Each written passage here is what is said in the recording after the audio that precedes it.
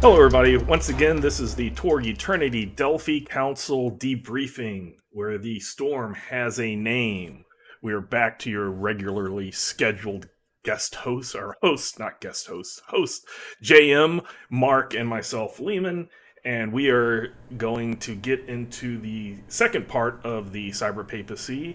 But before that, we do have one fan email that I wanted to read by Dave Haynes. It says, "Hope I'm not late to make it to Cyberpapacy Part 2. No, you're not late. This is Cyberpapacy Part 2. The Cyberpapacy is a cyberpunk genre, and cyberpunk is influenced heavily from film noir detective genre of the 40s and 50s, but the Cyberpapacy eliminates unemployment, which would seem to eliminate some of the despair, crime, and hopelessness that is so pervasive to the Cyberpapacy. How do you replicate that sense of dread in a society with no unemployment?" And then also full disclosure, I was able to submit Cosm card ideas to the developers, and several of my ideas made it into the second set of cards for several of the Cosms. That being said, are there any of the second set of Cyberpapacy Cosm cards that any of you particularly like? Thank you, Dave Haynes. I'll go ahead.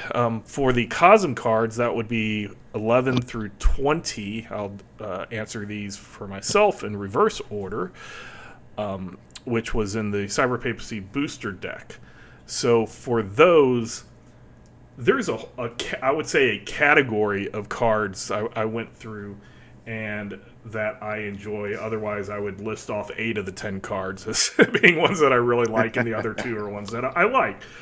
So the category is the ones that are play this card on a character.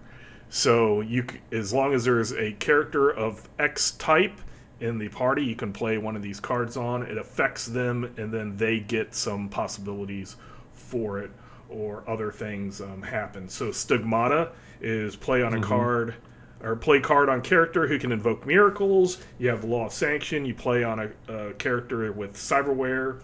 Sinister Aid is you play on a character who can cast spells. The One True Way is play on the character who can invoke non-cyberpapal miracles. And the Law of Ordeal, which you play on a Storm Knight when opposed by a Cyber Priest, Cyber Nun, or Inquisitor.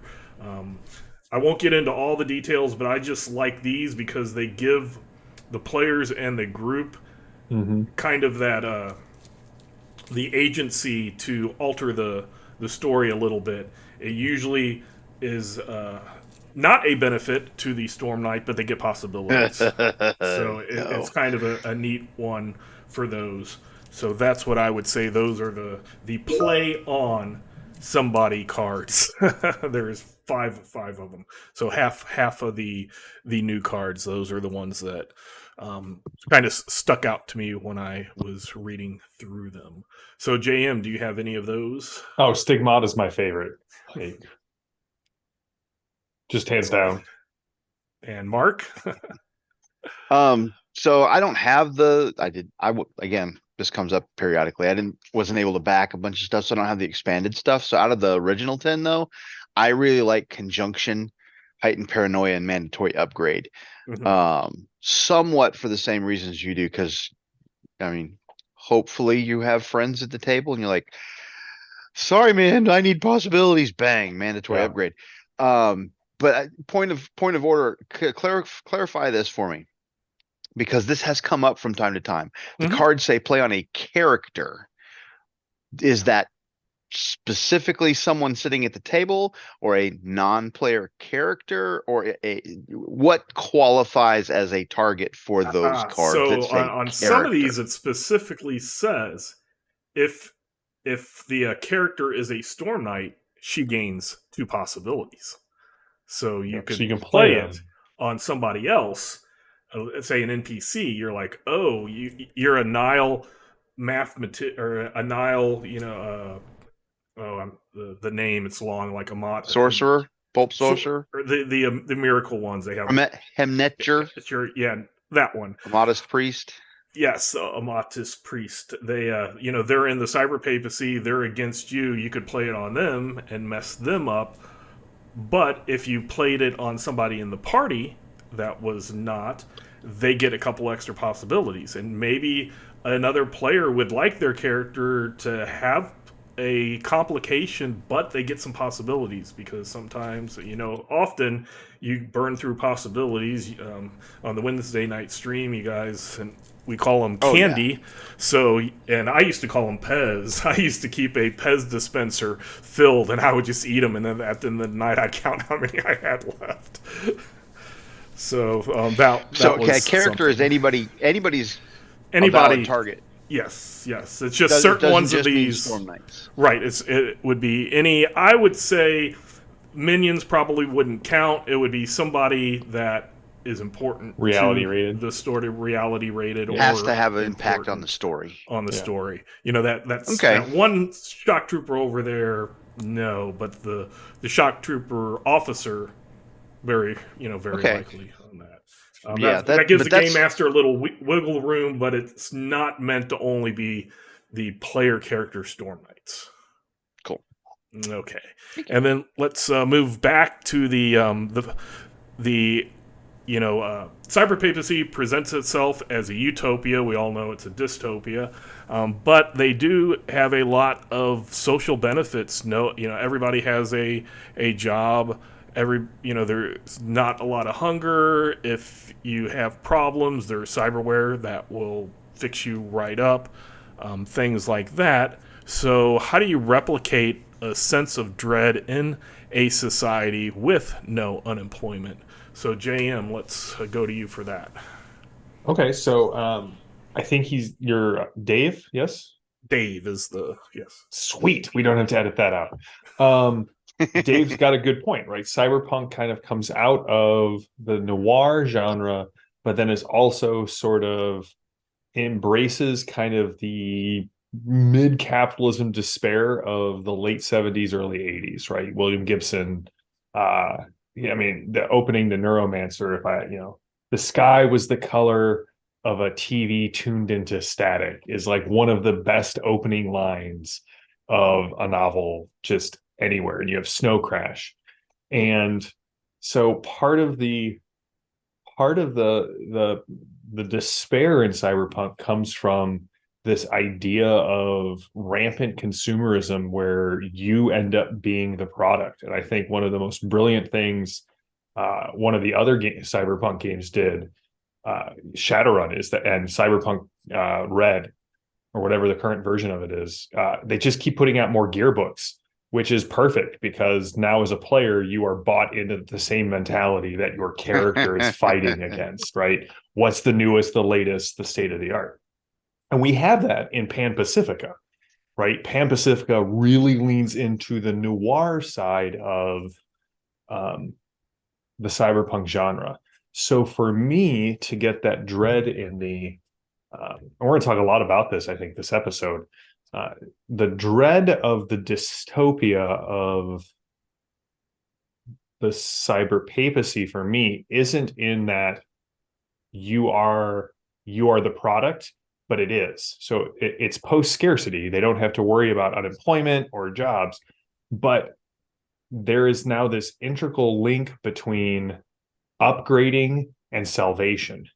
And so the dread there is you are still the product. The church upgrades you, and the holiness is next to cyber implantness, or whatever we want to call that, upgradiness. And so that idea of, I think for me, the piety points, the piety score is really where the despair comes in, because you want to see a great thing that really inspired my cyberpapacy adventures. Watch The Orville. In season 1, they have this episode where they go to a planet where everyone has essentially a Reddit rating where you can upvote and downvote people. And if you get downvoted far enough, you're lobotomized and then sent to work in a plant. And that's the despair in the cyberpapacy, is that there is this ideal that free thought is taken out of that equation. Any free speech, any free thought, any deviation from the word of the church, you're downvoted. And if you get downvoted far enough, you can't partake of any of the utopia. There's no unemployment for those who have the right piety score. Anyone who drops below this level, we just don't care about. That's where the despair comes in. Yeah, I might have thought a lot about this. So, Mark, what would your thoughts be on the See, I despair, see sense that. of dread, despair in society with no unemployment and all the benefits of the cyberpapacy? It's cyberpapacy, on the surface, it's surface level clean, right? It's surface level shiny. Mm-hmm. Everything is, if you walk in, it's like walking onto the cruise ship. Everything's, smiling, happy faces. They put a drink in your hand. Everybody, glad to see you, blah, blah, blah. And you hit and everything's, spit and polish and etc. Scratch the surface just a little bit. Get yourself a set of true sight glasses. All of a Mm-hmm. sudden you can see below this veneer, the facade that covers everything, and that people willingly let it cover because that way they don't have to see all the rest of it. Right. Right. But if you look around the right corner Mm-hmm. or you talk to the right person, i.e. the resistance or la machina, la maqui, el maqui, you get this sense that there's something more. And if you get far enough away from the clean and shiny happy and get around the corner far enough, you can see the Cardigas farms. And you can see the facilities where those people with the piety scores have dropped far enough have the faith chips installed so that they can go do their manual labor. Yeah, there's no unemployment. Everybody's working, but some of them are cardigris, and you don't have a choice anymore. You're basically a cyberpapal zombie doing whatever they tell you to do, Yeah. right? So, is there crime? Well, not according to the church until the church recategorizes something that you thought was fine, and now all of a sudden you're the criminal Yep. because the toaster dimed you out when you were talking about something you thought was mundane, and a week later you get a knock on the door, and this hospitaler is there with, Our Lady, the sisters from Our Lady of the Punctured Lung, who are there to deal with you because you had a conversation with your neighbor that the toaster overheard. You didn't know anything about it, and all of a sudden that's been reclassified. So, how do you get the dread? Well, because everybody's listening, Yeah. and you never know what they're going to perception. Think about perception. And when you read somebody's email, we don't see body language. We don't hear intonation. We don't see Yep. any of that in an email. And some jack priest is reading a transcript of what you said, translated by the blender that's sitting 10 feet away from you that may not have gotten all of what you said. And all of a sudden they misheard you or didn't punctuate properly. And now your piety score is plummeting for Yeah. reasons you can't comprehend. Or keying off that, I'm sorry, your piety score just dropped because you had a conversation 13 months ago that we have on record, and that thought has now been classified as a thought crime, and therefore we are retroactively lowering your piety score from a conversation you had. Holy crap, that just broke my heart thinking about it. Like the dread just sort of pressed in. And just think how many times you try to do talk to text and you get something. If I do talk to text, and I say Torg, I get Torque and twerk and Oh, yeah. all just whatever. Like Mark said, you get some transcripts that go wrong, and it might not even be what you said, because even though Tech 26 should be able to record perfectly, it doesn't, because you have all those layers of social 18, Mm-hmm. which and that's only at the high point. As we talked about last week, social 14 is kind of the standard. So Yeah. you get a lot of problems there. And I had mentioned the last week there's a series, and I might have even said it wrong, because it's either Dark Mirror or Black Mirror that they had that Reddit or Yelp score for individual people, and that's what Yeah, Black determined Mirror. whether Black Mirror that determined, do I get a mortgage? Will this restaurant serve me? And just where one bad thing can just ruin your score, and then people start seeing it, and that's who you are. So the dread can come up with now I'm not part of society. I don't have these benefits that everybody else does. And is it going to affect my, if if I'm a heretic, is this going to affect my family? You know, there's just a lot of You can get this as things. dark as you want. You can put as Yeah, much you dread can. in this as you want. Yeah, so there is a lot that doesn't have to do with specifically unemployment, but there are outcasts. There are the people who, through their own choice or through a lowering of piety score, are no longer part of that society, trying to live Yeah. in that society where everybody's going to see that number or that smiley face or the frowny face above their head, point at them, and know to not deal with that person. So, thank you very much, Dave, for that question. Yeah. Great And question. What can I say one thing about sure, his email sure. that because this struck me. He mentioned film noir and cyberpapacy, cyberpunk, and it sparked a combination that I had not. I can't believe I haven't considered this before. I haven't done. If you guys have done this before, I'm Johnny come lately to this.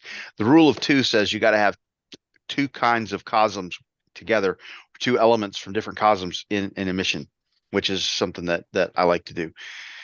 Film noir, 20s and 30s, just screams to me having Nile Empire in the cyberpapacy, and all of a sudden now I can't unsee this in my head with the idea that the Nile Empire film noir gumshoe stuff going on in darkened street corners with the neon from the hollow vids going on the side of buildings or whatever, and here comes Humphrey Bogart dealing with Nile Empire stuff in the cyberpapacy. I don't know what I'm going to do with it, but I can't. But you're going to do something. Write something, yeah. But now I'm like, oh, that's just too perfect. It's like it's the perfect matchup, and I don't know why I haven't thought of it before. So thanks, Dave. Don't know what I'm going to do with that yet. The other thing I wanted to say, like you had mentioned, the true sight glasses. I think I or one of us had mentioned it last week. That always reminds me of the movie They Live with Roddy Piper. Yes. The famous, I came to chew bubblegum and kick ass and I ran out of bubblegum. Yeah. Because he puts on the glasses and that facade, goes away. And once that happens, it can't be unseen. You can't go back to that corner of your mind where it doesn't exist anymore, where you've pierced the veil of the cyberpapacy. Yep. So you can consume and obey. Yes. So we'll talk on this one more about cyberpapacy. We'll talk about game master stuff, player stuff. Let's do the player stuff first. Anything that you would have as a to help players if they're thinking about running a cyberpapal character, certain types of characters you can play, interesting things that have happened in your real game or whatever. Let's go to Mark for the player side of things. Player side, I'm a huge fan of the cyberpapacy from a Shadowrun Decker standpoint. I always like the Tron, Johnny Mnemonic kind of idea behind getting into the net and doing runs. And Shadowrun was always it was fun, but the problem was, and I think we mentioned this at some point in a previous podcast, that when your decker did something, everything stopped, and it was the decker and the GM, and they just kind of went back and forth until that run was done. And the nice thing about Torg Eternity is a decker has, you can ride along, and so everybody pops in. You get temp trodes in your kit when you go. Everybody gets temp trodes from the Delphi Council before you head off if you get one of the kits, right? As well as your spoofed ID. So if you've got a decker, and they're everywhere, and so if you don't have a decker, you can go find one. Piece of cake, right? Streetwise done. Everybody can go into the godnet, and then it becomes everybody's in there, and it's still a party thing. I love deckers, and that kind of I don't like the Merc kind of Shadowrun style cyberpunk stuff. I love deckers, and I love getting in there and doing the hacker thing, which is why when I did the digital demons thing, I got to put out something for the godnet, because there's no godnet. I mean, you get a little godnet in the book, in the source book, right? They show you the layout, but you don't get how do I run the godnet? And I wanted to do something like that, and that's because that's fun to me. That's really cool stuff. So Deckers are my thing. I like Deckers in the Cyberpapacy. JM. So I really like the drones that you have access to. I've had the pleasure of having two different. Again, I run far more often than I play. This point, I think by choice, just because I always have more ideas. That's not true. I now get to play in two games. I don't want to badmouth the two GMs I'm playing with, but I still run far more than I play. And so I've got to run two different style of cyberpapacy characters. Genevieve in the Horseman game was she was a decker with a little bit of cyberware, but Maddie locked on to the idea of this, as you guys were talking about, the facade. And so she basically played essentially like a coyote. So she would smuggle people out of the cyberpapacy. And that's where her skills lay, in like hacking and helping people get in and out under the eyes of the church. And then in our Set 5 game, we had a cyber knight. I mean, just full on hammer of God, faith-based spells, big, dumb, and lots of armor. And that was cool to see too. It almost felt, I feel like you can, if you enjoy 40K, you can get right up to the edge of like a chaplain or a psyker or a space marine playing in the cyberpapacy. And I love all of the, I think, don't discount the faith-based aspect of it, or even the magic-based aspect of it. Like the cyberpapacy has a lot of interesting things that are playing about it. It has really great tech. It's got a lot of options for tech, whether you want to go, as Mark said, hacking or cybernetics, or again, like a drone operator, I think would just be like that shield drone is so cool.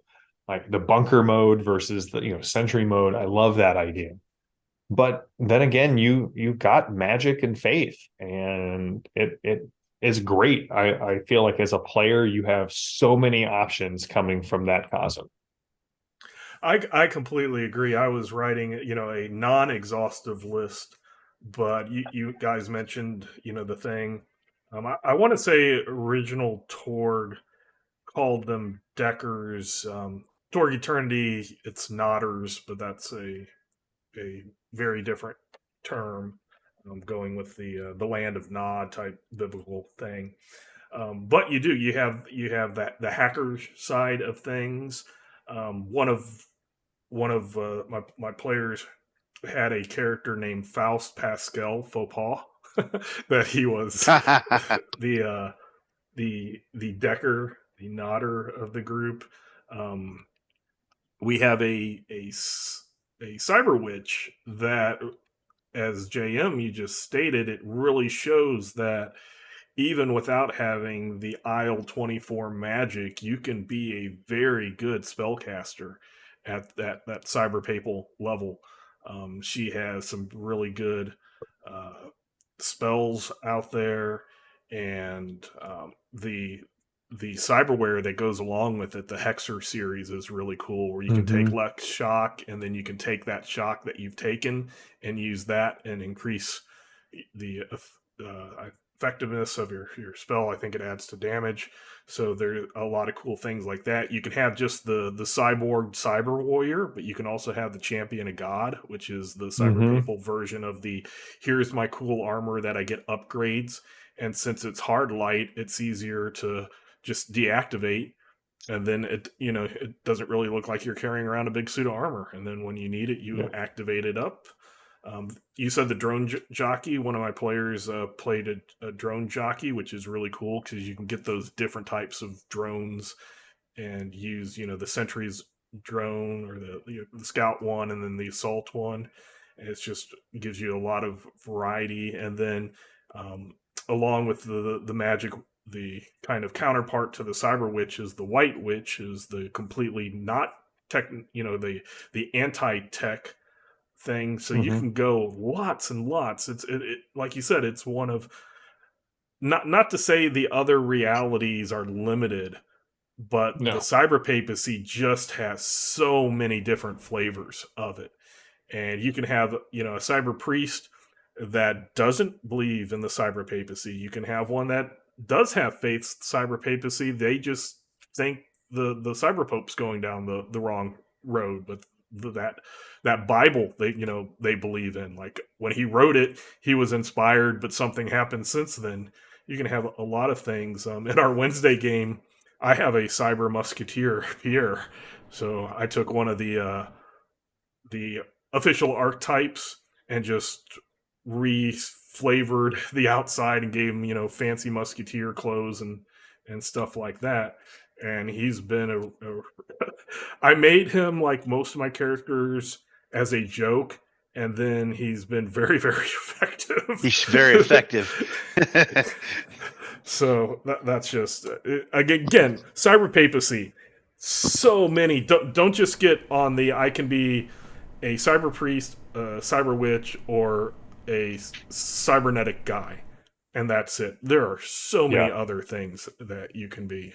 So take a look at that. The last thing before we move on to the game master side of things, that my brain just died. Mark was mentioning. My brain did just die. I just completely forgot it, and it'll be 5 minutes after this episode when it comes back. Gets me for having a pencil and paper here and not writing it down when I thought about it. So That's what I'm doing right now. Yeah. So I've got we'll one switch note on the over right side of the to, screen, so I'm like, Yep, we'll switch over to that, and if that pops in my mind, I'll write it down, and we'll come back to that thought. It's probably like a one sentence thought that didn't need elaboration, but it was there, and I forgot. So, Mark, game mastering aspects of the cyber papacy. game mastering. Like I said, I love the Godnet. And I'm gonna throw this out there early.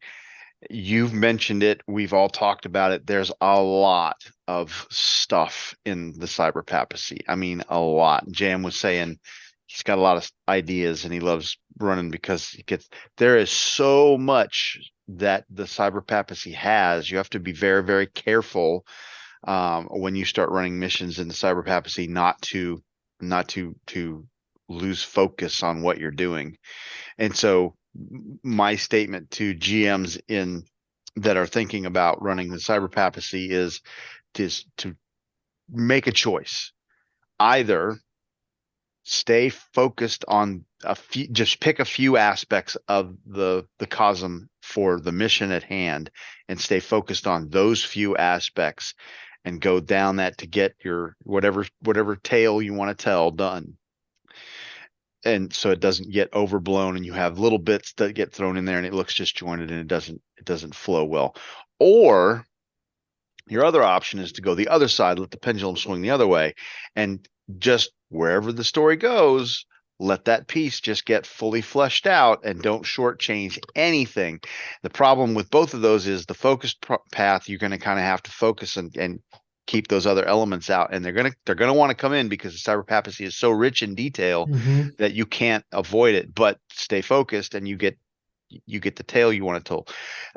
On the other side of it, it's going to take a lot longer to get the mission done, whatever your mission is, because you're going to let them meander through whatever happens to pop up and run it all to ground.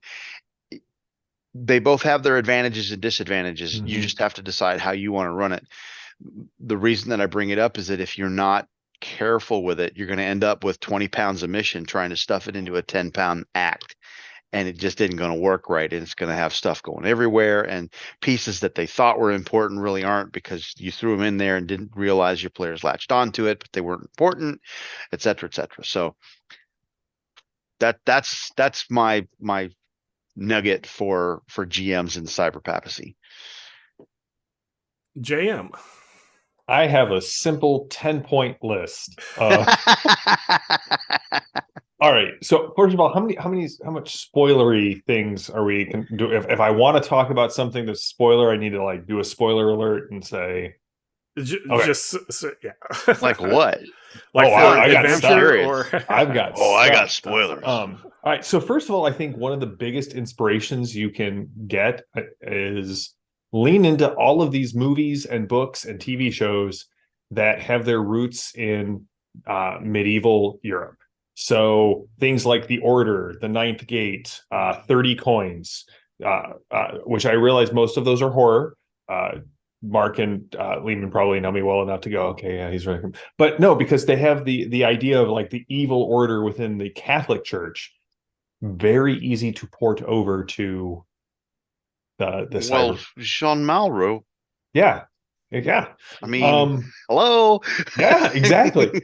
uh, read Dumas and Victor Hugo, or watch the movies based off of that. The Three Musketeers, The Count of Monte Cristo, Les Miserables, and then just say, what would happen if I put hard light over all of this? Those are great plays. You know, if you are into history, Charlemagne, Song of Roland, Crusade stuff. This is all stuff that you can pull in and then just say, where should it be electric?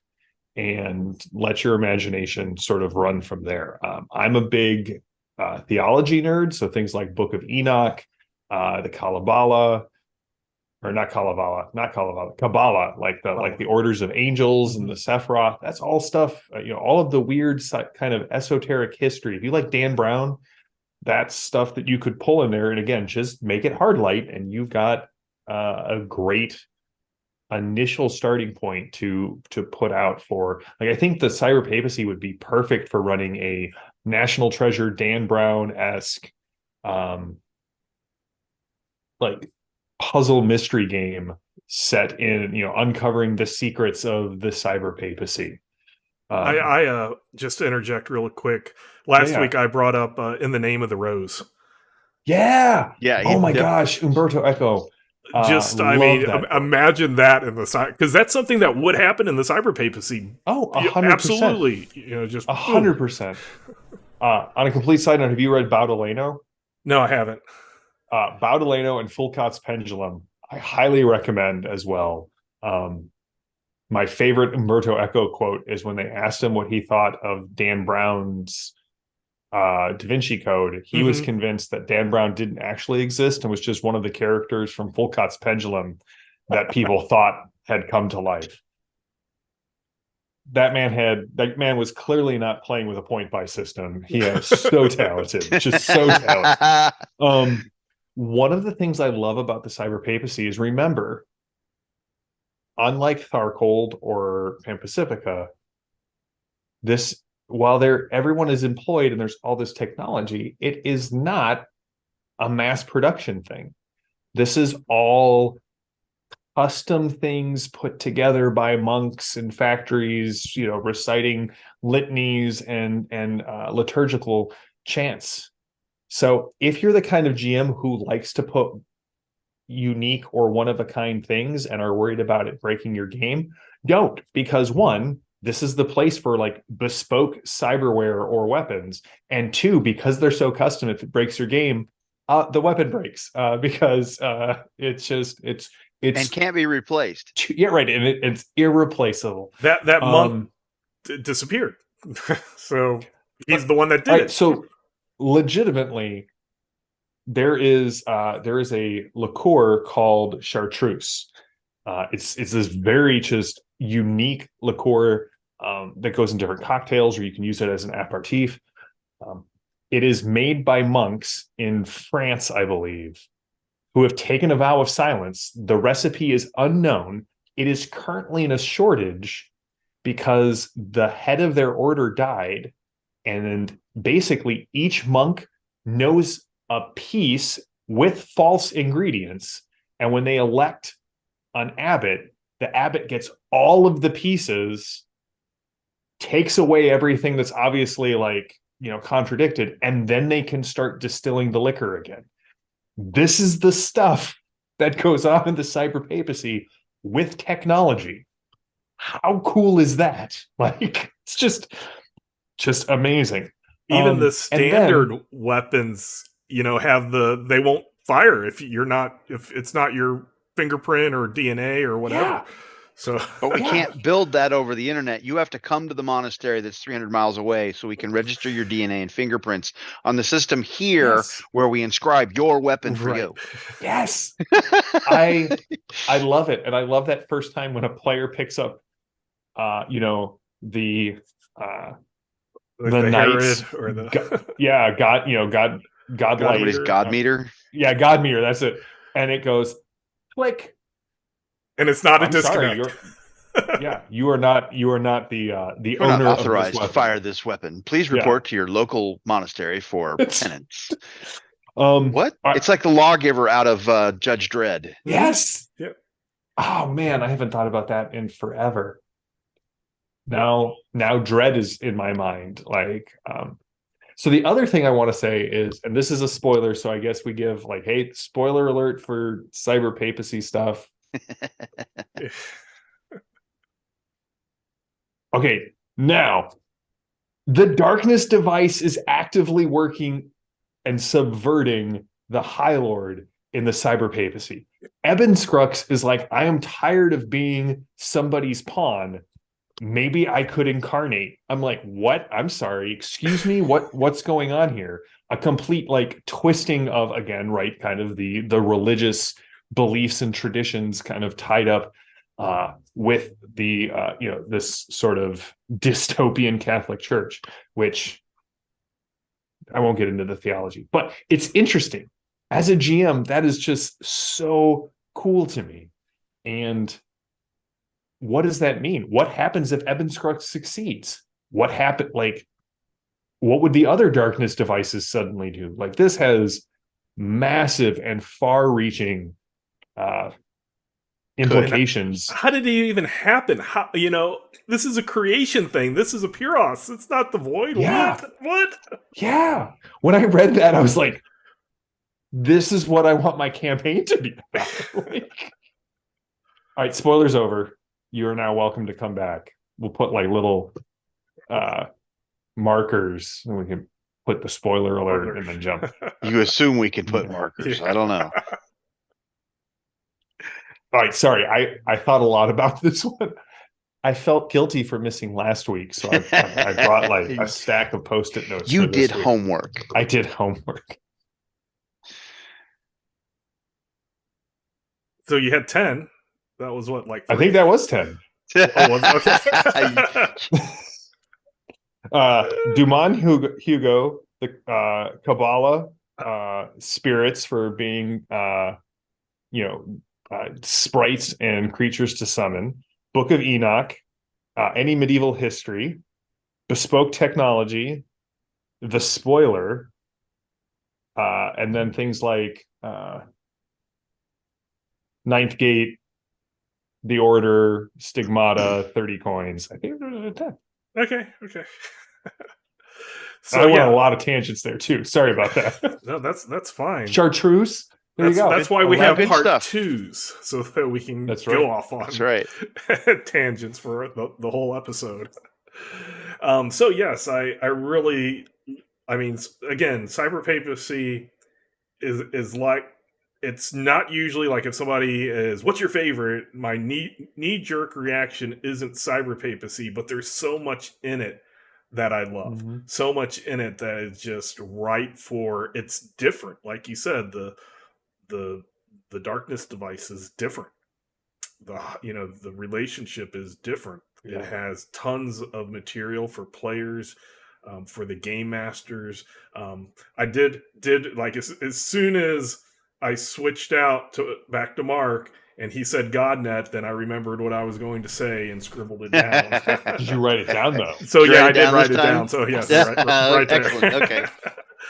So Professionals. as something that I did in original Torg and have done in Torg Eternity as well, because I don't like always doing the same thing. Once the players start getting, we're in Cyberpapacy, we're all going to go to the GodNet, that becomes a thing. No, have something happening when that nodder, that decker hacker needs to get into the GodNet, but the other people have to protect him. Make it a DSR. You don't have to drag out the whole thing, but you can have the same rounds and flip in the cards, but Mhm. now the other Storm Knights, or maybe some went inside and some are outside. They're fighting a battle with church Mhm. police, trying to to Buy you time. they're trying to get so that while you are in the Godnet trying to get the information, that's happening. One's in the flesh, one's in the Godnet. Work it as a DSR. Both sides Yeah. have to get their accomplishments done, and then the the nodders can get out without becoming angel bait.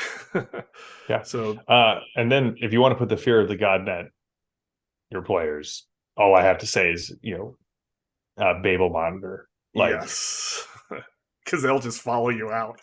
that's the nastiest thing, I think, aside from nightmares. That is the nastiest thing in year one books, in my Mhm. opinion. Yeah, they're That's the really. nastiest threat. Yeah. Mhm. I want to say one of those is in the miniature adventures. Uh, so that's going to be something to do a Yes. little a quick promotion for the tribal adventures on myminifactory.com. Every month you get an adventure and you get 8 STL files, and they're some are alpha, some are beta. That one probably is beta, That is definitely It better beta. be. but The Babel uh, monitor better be. you'll be able to get a little STL that you can use to print out on your 3D printer, a cool little Babel monitor, or you can use the other figures, and it's the subscription's $5 a month, which is nothing for a Torg adventure plus the STL files.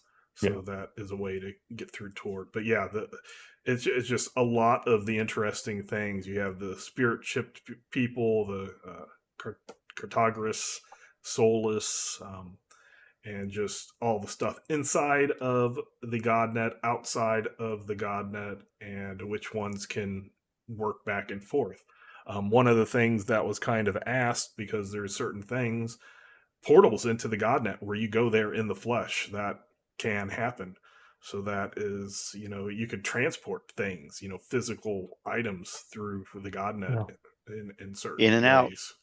And that could be stories of, hey, how are these people smuggling this? Oh, they got this way to enter into the flesh and come out the other side. So game masters, there's a lot to go after. You don't have to always just use the same route over and over. Even in the mega adventure, Unhallowed Data is really cool because they go everywhere from being out in the rural areas where they're just Careful, we're going to run that on the yeah, stream. yeah. I'll just say there's those rural areas which, while are in theory Tech 26, that doesn't mean that there's a internet, a godnet right there. There might. Yeah. It's kind of like our rural areas. My brother lives 30 minutes away, and up until last year he couldn't get high speed internet because they didn't do it, and it has to be through satellite. They don't have cable going through Ooh, HughesNet it. So yeah, so or Starlink. there can be things like that, which yeah, your tech weapons and cyberware will work, but maybe there's not electricity.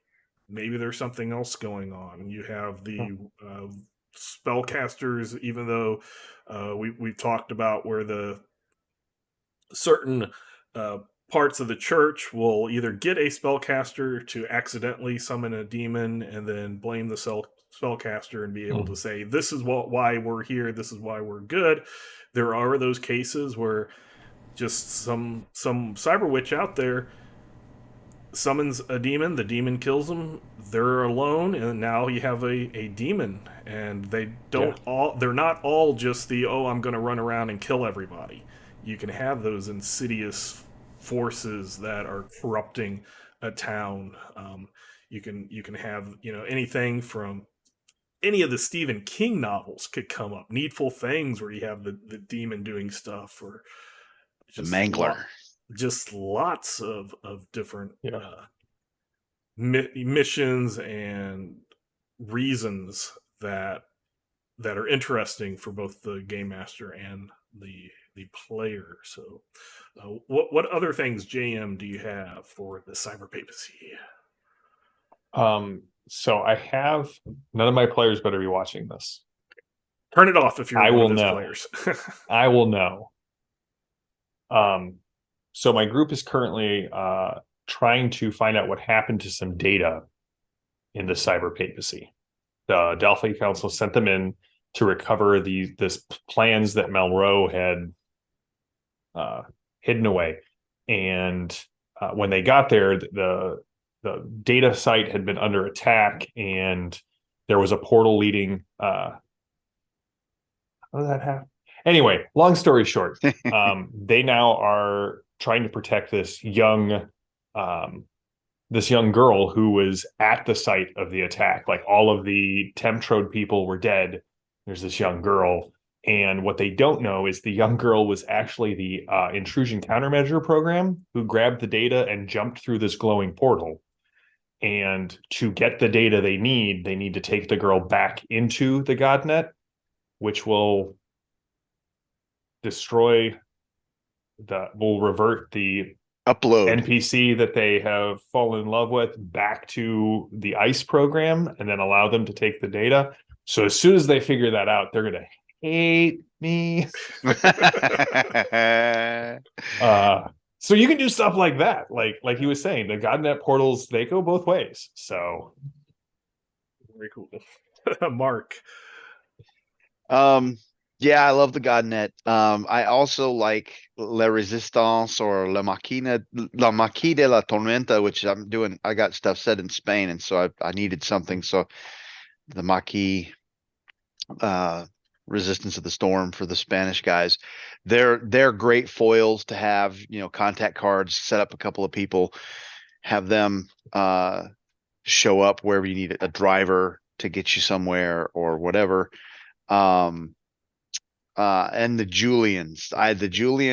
I really want to write some stuff for the Julians, just because I love the idea that Malraux has shown up when he showed up to squash the demon incursion and proclaim himself savior, and installed the GodNet, or the GodNet installed itself. Take your pick.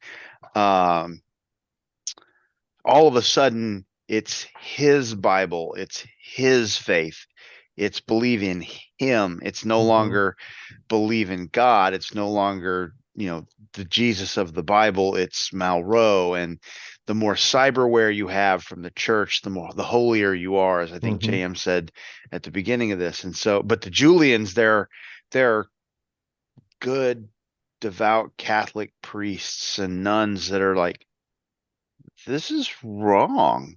And I've got a book that says it's wrong.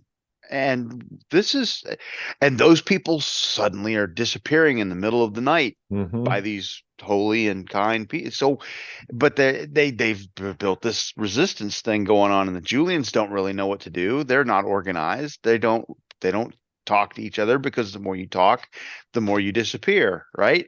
But they have this, because people of faith carry that around as written in stone, but they don't know what to do with it. So there's a story in the Julians that hasn't really been explored.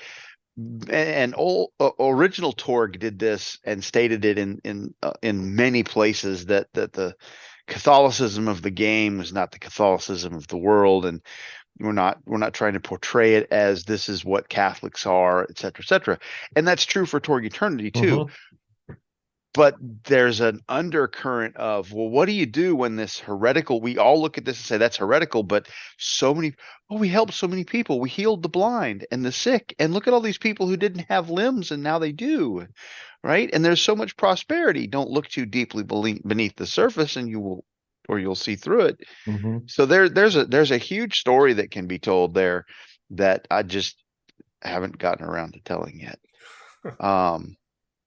And to me, the real monsters in the Cyberpapacy aren't the demons or the Gospog. The real monsters in the Cyberpapacy are the people.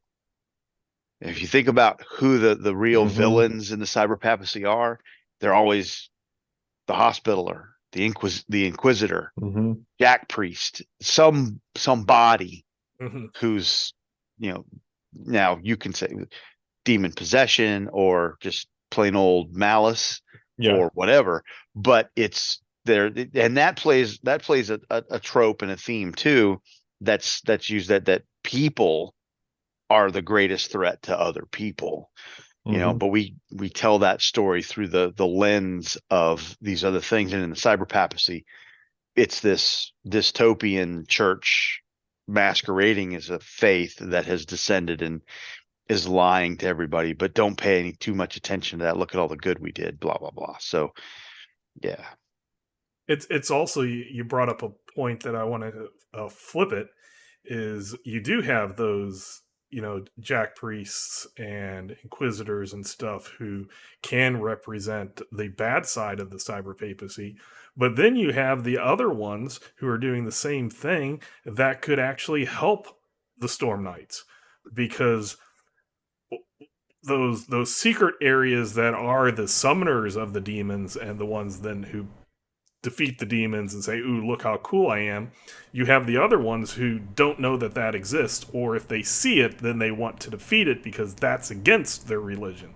So you can have the different aspects of the cyber papacy both going against and possibly being allied with the Storm Knights, whether it's a ongoing thing or a temporary truce of, hey, we don't really get along, but at least you're not summoning demons. And even though these people summoning demons are part of my church, they shouldn't be doing it.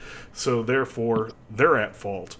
So you can add those layers of complexity. And yeah, it's one that the people are kind of the main threat, and the demons and things like that can just be, they're diversions, not necessarily. But they could also be like you were saying, they could also be the salvation.